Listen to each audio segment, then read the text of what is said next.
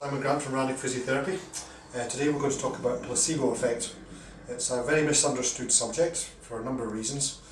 Majority of people who think about placebo think about an effect that happens just randomly in a research project. Every proper research project should have a control group. The control group is the one that's given something that doesn't work. Say, take for example a drug trial. Within that drug trial there will be a group that has the actual drug and a control group who takes a placebo that has no drug in it. The point of the research control group is that they do not know. Nobody knows who's taking what, and so this makes it a randomised trial, so the results can be extrapolated to the effect of the actual medication. Placebo effect is an interesting subject and it's been investigated very deeply in the last 10-20 years, and it's actually been proven that it is an actual physiological and psychological effect. Some of these projects have included tests such as under hypnosis, a subject being touched on the forearm with a pencil. They've been told it's red hot poker and the skin blisters, has a physiological effect as if it's being burnt. How can you explain this? Other projects include things such as shoulder surgery and knee surgery. One group actually has the surgery, another group has a small incisions made as if they were having an arthroscopy, and this group has a similar effect as if they had the actual surgery. Again, how do you explain this? It can be explained by belief.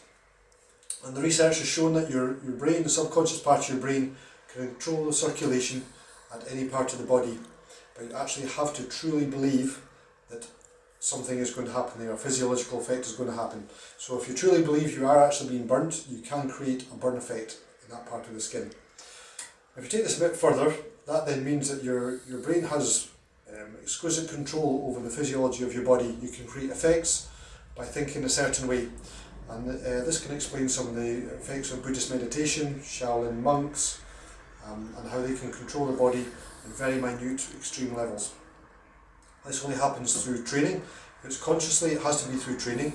Hypnosis is obviously subconscious. Your brain's been tricked into believing something is happening, and there's that word again. It has to be belief. You have to actually believe that something is taking place in the body for the effect to happen. How does this extrapolate onto physiotherapy? As patients come in, some people believe they have an issue, even though they might not. Some people might believe they're not going to get better.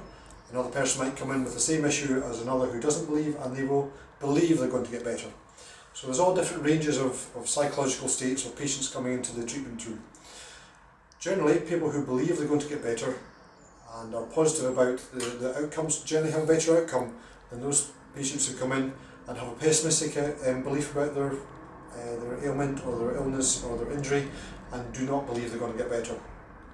Generally, those clients will have a slow recovery and will not have as precise a result, as good a result at the end of the treatment. So belief is very, very important. So if you can have a positive belief for the outcome of the treatment, generally you will get better faster. This is a generalisation obviously, and this can be increased to things like meditation, visualisation, which you can practice daily. Now the way the brain works is through repetition. It loves repetition. This is how it develops skills, how it develops patterns of movement. You have to repeat, repeat, repeat, repeat. Take driving for instance. When you drive, your hands and feet and your brain all do different things within milliseconds with you hardly thinking about it. You can drive for 10 minutes, suddenly come to yourself and realise you've not actually thought about the driving for the last 10 minutes. The subconscious part of your brain is controlling this, and it's because you've done it many, many, many, many times, and there are deep subconscious patterns controlling it. This can be applied to injury rehabilitation. You can practice the belief of getting better. You can practice the positive thinking. You need to practice the exercises. Practice, practice, practice, and that creates an effect. So to summarise, the way you think about an injury can have a massive effect on its outcome.